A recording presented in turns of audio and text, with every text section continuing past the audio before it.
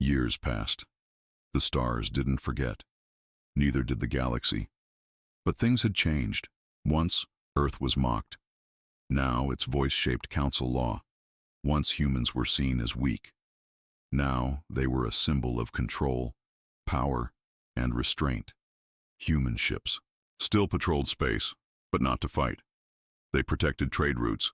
They escorted refugees. They offered help to planets in need. But no one, not even the strongest species, dared test Earth again. Not after what they had seen.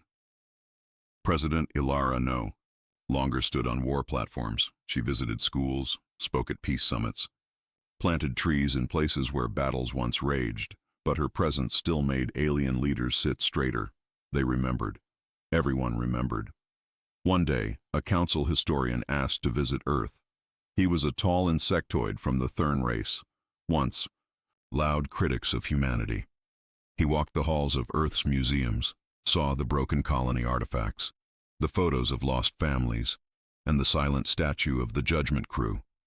He stood before a monument that read, "We asked for peace. We were given pain.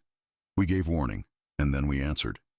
He whispered to himself, "So this is where the fire came from." Later, during a council broadcast, he was asked what surprised him the most about Earth. His reply was simple. They still smiled. In orbit around the neutral planet Veyron 6, a ceremony was held. For the first time in galactic history, Earth was offered a permanent leadership role in the council. The old Chancellor Vurek, now frail and quiet, handed the seal to Ilara. His hands trembled. "You've earned this, through war, but also through mercy." Ilara didn't smile. She only nodded and said, "We don't lead to be above others. We lead to make sure no voice is ever ignored again." That night, the stars above Veyron 6 shimmered with peaceful ships from every race. No weapons, no fighters, just presence, just unity. But even in peace, the galaxy remembered that moment, the one that changed everything. The moment a single human voice stood before the world and said they wanted peace. We gave it. Now, we take it back. The moment Earth's silence turned to action.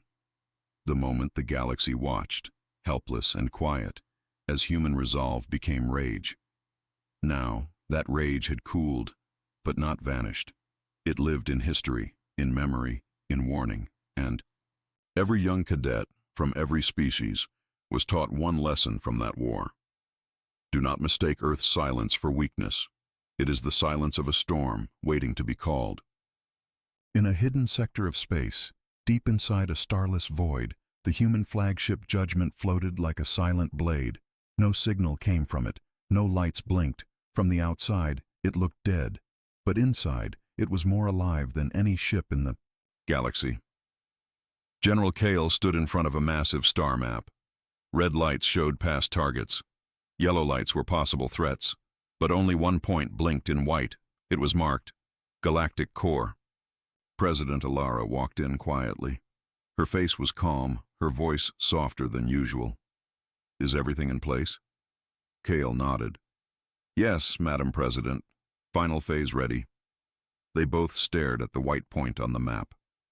The Galactic Council's headquarters, the same council that had mocked Earth, the same council that called human colonies insignificant. Ilara didn't blink. "No weapons, just presence." Kale raised an eyebrow. "You sure? After what they did?" She nodded slowly. "They expect us to destroy them. That's what they would do. But we'll give them something worse." Kale smiled. Fear. Far away in the great city of Veltrax on the Council's homeworld, everything looked peaceful. Tall towers touched the clouds. Hover cars flew across glowing sky lanes. Rich alien officials held meetings and dinners trying to forget what was happening. They told themselves Earth wouldn't dare attack the core. Too dangerous, too well guarded, too many allies nearby. But at 02:11 galactic time, everything changed. The sky above Veltrax turned black. Not from clouds, from ships, human ships, thousands. They didn't fire, they didn't move, they just appeared. Hover cars crashed from the sky, power stations overloaded, entire systems shut down from panic. The people of Veltrax screamed and ran, not from weapons, but from presence. Above them floated Judgment, the massive human flagship, completely silent. It didn't broadcast a message. It didn't demand surrender. It just stared. From the council tower, Chancellor Vurek stood frozen. His old hands shook. What do they want? No one answered. Some council members ran. Some called for guards. Some cried. But Earth did nothing. They didn't need to. The message was already clear. We can end you. But we don't need to. The fleet stayed in orbit for exactly 1 hour. Then, as silently as they had come, they disappeared. Gone. No shot fired, no damage done. But something worse was left behind. Shame. The most powerful species in the galaxy had been brought to its knees, not by destruction, but by presence. The next day, every channel across the galaxy broadcast the same news. Earth reached the core. Humans held the knife, but chose to walk away. The Council now fears what it cannot control. On Earth, people returned to work. Children went to school. Factories stopped making weapons. Ships returned to peaceful patrols. There was no victory parade, no celebrations, just quiet. The kind of quiet that speaks louder than any war. President Alara stood before her people again, on the same balcony where it all began. Her speech was short. We were laughed at. We were ignored. They thought peace made us weak. Now they know peace was our choice, not our limit. We still choose peace. But now they respect it. And the crowd, for the first time in weeks, smiled. Not with joy, but with relief. Across the stars, the galaxy stayed silent. But now it was a different kind of silence. Not ignorance, not mockery, respect. Because everyone remembered what they had seen, the human fleet in the skies of the core. No species would forget it, ever. The stars had grown quiet. No more surprise attacks, no more council speeches, no more laughter at humanity. Instead, the galaxy watched and waited. But Earth didn't strike again. They had made their point. Now they simply returned to living. Factories stopped producing warships. Medical ships were repaired and sent back into space.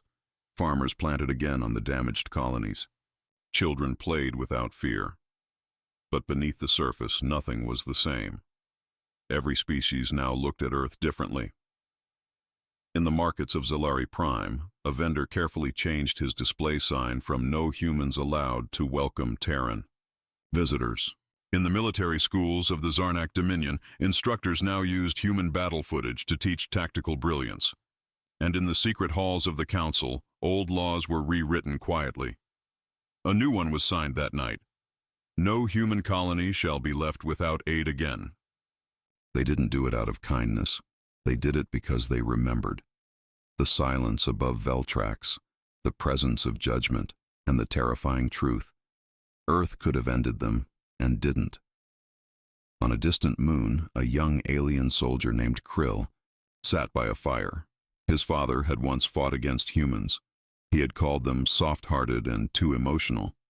But now Krill had seen something else. He watched a video on his communicator. Grainy footage of the human President Alara standing alone, staring into space as her ships floated behind her. She didn't shout. She didn't threaten. She only stood with resolve. Krill turned to his commander. "Do you think they'll come again?" The older alien looked at him and said, "Only if we forget." Back on Earth in a small garden outside the capital, Alara walked alone. No guards, no cameras, just trees, wind, and memory. She paused at a stone statue, a memorial to the first colony that was attacked. Children's names were carved in it. She reached out and touched the name of her niece. Her voice was quiet. "They didn't think you mattered. But now, the galaxy knows your name." Behind her, General Kale approached. "The Council just sent another message," he said. "They want an alliance treaty." Alara didn't turn. "Do they want peace, or do they want safety from us?" Kale paused. "Does it matter?" She finally turned to him. "Yes, it always matters." A soft wind moved the leaves around them. The war was over, but its lessons were just beginning. Elsewhere, a meeting of the surviving council members was held on a distant space station. Neutral. Ground.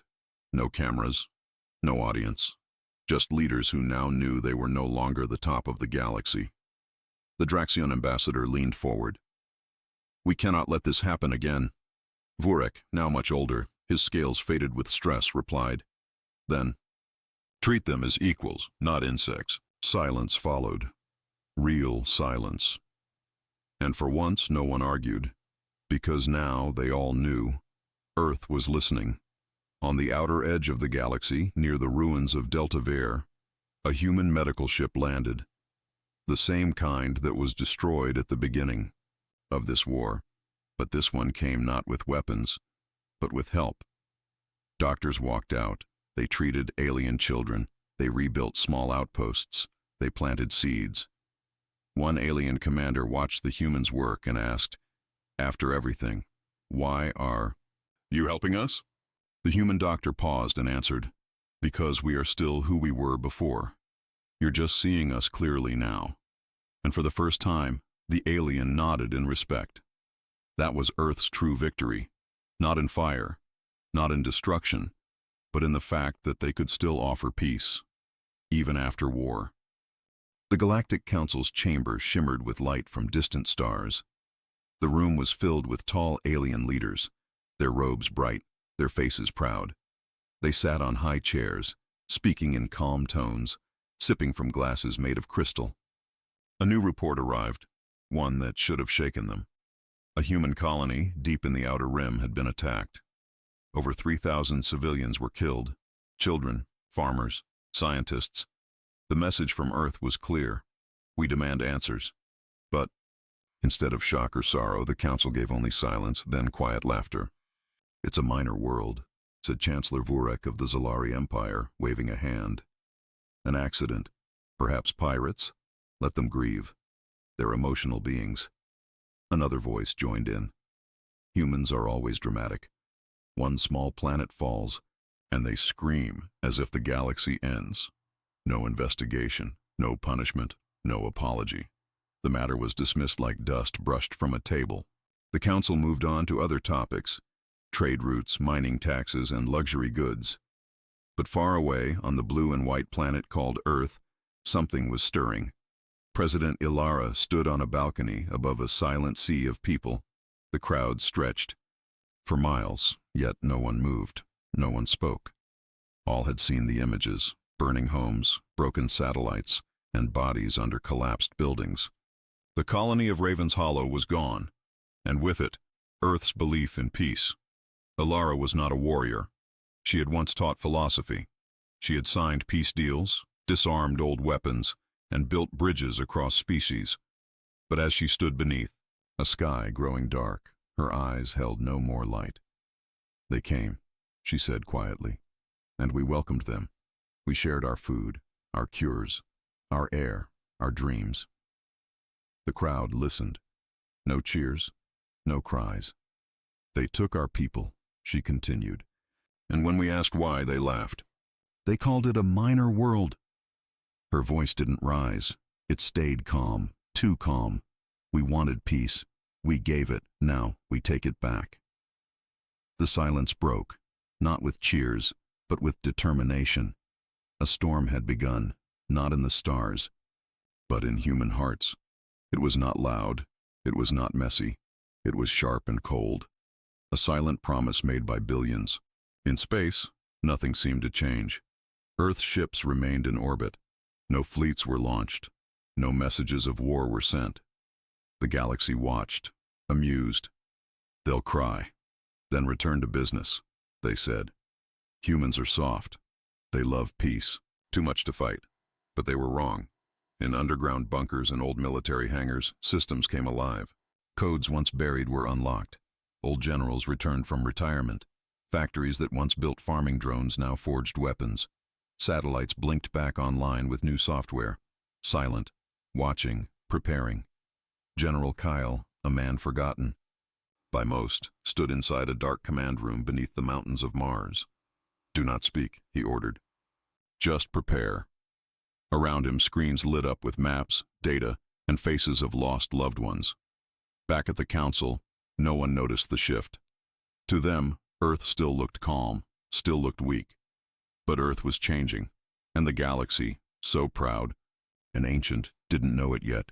But the silence they mocked was the warning before the storm. The galaxy moved on. Alien worlds sang with celebration. Trade ships moved across the stars. The council believed Earth had returned to silence. No reply, no threats, no movement. Just quiet. To most species, silence meant weakness. It meant fear. But in the dark skies above Earth, the truth was different. Human warships floated in low orbit. They made no sound. Their lights were dim. They stayed still like sharks waiting underwater. Each one had been upgraded. Armor plates were thicker. Cannons now glowed with power. Hidden systems blinked alive. Every ship had one purpose: revenge. In secret bases across the Moon, Mars, and the asteroid belt, humans worked without rest. No media reports, no public meetings. Everything happened in the shadows.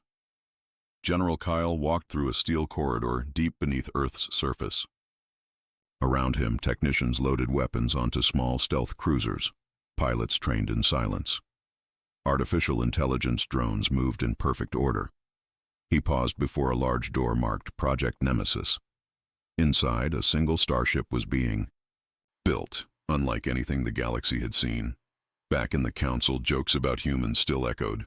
"They have no claws," laughed the Darwin ambassador. "They sing about peace," added another. "Let them mourn. They do not have the stomach for war." But the laughter was nervous now. A few species began to worry, not because Earth had said anything, but because it hadn't. No messages. No protests. Just silence. President Alara sat alone in her command chamber. Around her were screens showing the galaxy, fleet movements, border changes, communication traffic. She said little. She only watched. Sometimes she would whisper, "They think it's over." On the moon base of Typhon 3, Commander Rena received a sealed order from Earth. She opened it. Inside, only 5 words. "Do not strike. Just prepare." She smiled. In the outer colonies, humans were told to remain calm, but underground shelters were built. Civilian ships were quietly upgraded with shields and pulse drives. Kids were taught emergency codes. The stars still looked peaceful, but something dark now moved behind the light. And then came the spark. A second colony, this time on Delta Ver, went silent. A patrol ship later found wreckage in orbit. No life signs, no survivors. Just a small mark left on a broken panel. The same symbol seen on the first attack. Earth didn't ask for answers this time. No message was sent to the Council. Instead, 4 human scout ships left from the hidden base on Europa.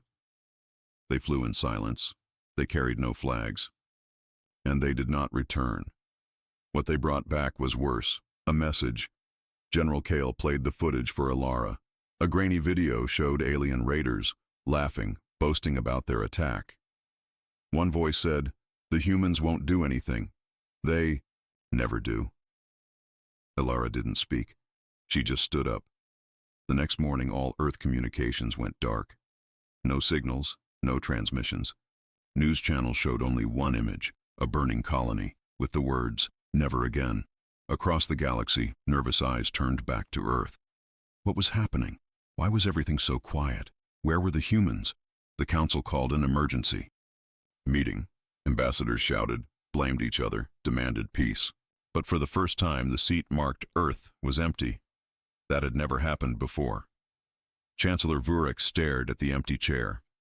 A strange feeling touched his cold, scaled skin. Fear. He whispered, "Where are the humans?" But no one answered. Because far from the Council, inside the black void of deep space, Earth's true response had already begun. Thousands of human ships were moving. Not through main travel lanes, but through ancient secret paths. They stayed hidden. They did not speak. And in the heart of it all, Project Nemesis lit up for the first time. It was not Earth that was silent. It was the calm before the storm. Pace was calm that night. The stars blinked quietly. Trade ships floated between planets. Radio waves carried music, news, and meaningless gossip. It felt like any other day. Until 0322, Galactic Standard Time, a deep space station orbiting the neutral planet Zeros 9 suddenly went dark. Then, boom. An alien dreadnought exploded. The blast was silent in space but shook the systems of nearby ships. The explosion spread debris across thousands of kilometers. No warning, no distress call, nothing left. Before anyone could ask questions, 5 more ships, belonging to species that had mocked Earth, were destroyed in the same hour. Each attack came from nowhere. No one saw the weapons. No one saw the ships. And then, on every major communication screen in the galaxy, a single message appeared typed in plain text: Earth responds. Panic spread fast. News channels screamed with theories. Is it Earth? Are humans behind the attacks? Why didn't they declare war? But Earth stayed silent. No statements, no demands, just destruction. Inside the Galactic Council chamber, chaos erupted. Ambassadors shouted across the room. The Varnax representative demanded answers. The Zalari ambassador begged for peace talks. Chancellor Vurek stood, eyes wide, finally realizing what many feared. They didn't go quiet because they were weak, he said. They went quiet because they were preparing. Far from the noise of the council, in a hidden sector, Earth's fleet moved like shadows. Small, fast ships destroyed key defense platforms. Human stealth drones blocked communication satellites. Every attack was precise, clean, no civilians, only military targets. Humanity wasn't just angry. They were controlled. Cold, efficient, president. Alara stood inside a dark command center deep beneath Antarctica. Her generals spoke quietly. No shouting, just updates. Target Echo 9 disabled. Enemy fleet near Sector 12 has retreated. Colonial defenses on Quran 2 down in 3 minutes. Alara nodded once. No messages. Let them wonder. Meanwhile, alien worlds were in fear. Children were pulled from schools. Armies were activated. Shield generators powered up. But it was already too late. Human ships didn't wait for battles. They picked targets and vanished. Each strike was followed by silence. No announcement, no celebration, no demands. Just destruction. On the 4th day, a massive alien ship tried to chase a human vessel near the star cluster known as Flame Ring. They called for backup. Over 30 alien ships responded, but when they reached the coordinates, they found wreckage. Their own. Floating in silence. No human ships remained. Only a short message left behind on a data chip. You could have stood with us. You chose silence. So now we speak your language. The message spread fast. Species that once mocked Earth now called for peace. They sent apologies, gifts, even offers of alliance. But Earth answered none of them. Instead, they kept moving. General Kale stood on the deck of the Nemesis-class flagship, Judgment. Around him, screens showed maps full of red marks. Each one a target, each one already hit. He whispered, "Let them feel fear like we felt loss." Back in the council, the seat marked Earth remained empty. And now beside it, more chairs sat vacant, species that had vanished after Earth's attacks. No one knew if they had been destroyed or if they had simply fled. A strange quiet took over the chamber. No jokes, no laughter, just silence. The same silence they once mocked was now their nightmare. But this was only the beginning, because Earth had not struck the core worlds yet. They were saving those for last. The Galactic Council chamber was colder now. The lights still glowed. The guards still stood at the doors. But something important had changed. Fear now sat in every chair. Alien ambassadors no longer argued. They whispered. They avoided the empty seat marked Earth. Even Chancellor Vurek, once proud and loud, spoke only when asked. On every galactic news channel, one question repeated. Where will the humans strike next? But no one knew. That was the worst part. The silence. There were no threats, no warnings, no loud speeches. Just destruction. Human fleets would appear, destroy only military targets, and vanish again. One planet had its entire defense network erased in 17 minutes. Another watched all their deep space weapons explode before they could power up. No civilians were harmed, but fear spread faster than fire. In a luxury hotel on Varnax Prime, rich aliens packed their bags in the middle of the night. Entire families left their homes, their planets, and their businesses, just in case Earth came for them too. Even species that had nothing to do with the original attack now begged for peace, but Earth stayed silent. Inside a quiet bunker on Mars, President Alara met with her top commanders. The room was dim. Each wall held screens showing live feeds from the outer galaxy, ship movements, council decisions, secret enemy meetings. General Kyle stood at her side, arms crossed. "They are scared now," he said. Alara nodded. "Good. They want to talk," he added. "We already talked," she replied. Her eyes were tired but sharp. "We asked for justice." They laughed. On the alien world of Draxion 5, a once powerful senator looked out at the stars. His guard stood near the balcony, nervously scanning the sky. He whispered to himself, "We made a mistake." A soft beep came from his table screen. It was a transmission. "No video, just text. You called our children minor. Now we answer." Earth, he froze. That night, 5 alien leaders vanished without a trace. No sound, no battle, just gone. 1 hour later, a single human ship entered Draxion's orbit. It stayed there for exactly 10 minutes. It didn't fire. It didn't speak. Then it left. But that 10 minutes changed everything. The next morning, Draxion 5 surrendered publicly, without even being attacked. They begged Earth for forgiveness. No reply came. In the council chamber, more seats became empty. Members began fleeing from the center to their homeworlds, hoping to hide, but Earth was not looking for surrender. They were looking for something else.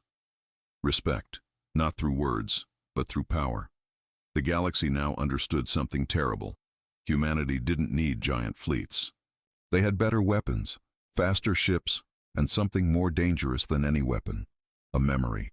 Humans remembered every insult, every mockery, every child lost on the colony. And they were not fighting for glory.